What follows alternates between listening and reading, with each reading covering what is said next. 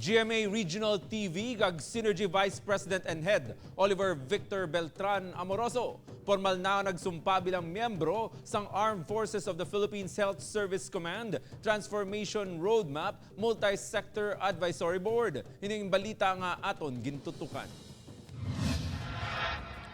Mainit ang pagbaton sa Armed Forces of the Philippines Health Service Command kay GMA Regional TV and Synergy Vice President and Head Oliver Victor Beltran Amoroso bilang representante sa Armed Forces of the Philippines Health Service Command Transformation Roadmap Multi-Sector Advisory Board.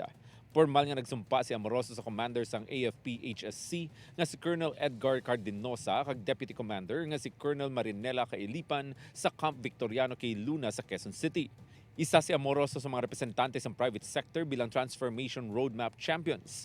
Mangin partner siya sang AFP-HSC para malabot ang ilahandom nga mangin world-class healthcare services providers ang AFP by 2028. Pamunuan ni Amoroso ang Committee for Communications and Advocacy, kundi iya'y kapakigbahin ng eksperyensya kag kaalam sa transparency and accountability sang reporting performance.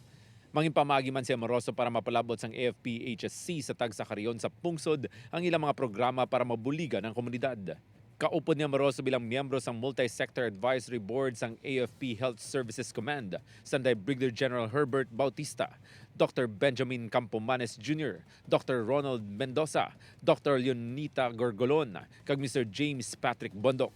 Bilang head ng GMA Regional TV, dako ang katungdanan ni Amoroso para mapalabot ang mga nagapanguna nga programa sa GMA Network sa nagkalilain nga riyon sa Pungsod. Napangunahan niya man ang paghuman kag pagdala sa madalag o mainit nga lokal nga balita umalin sa mga award-winning regional TV stations.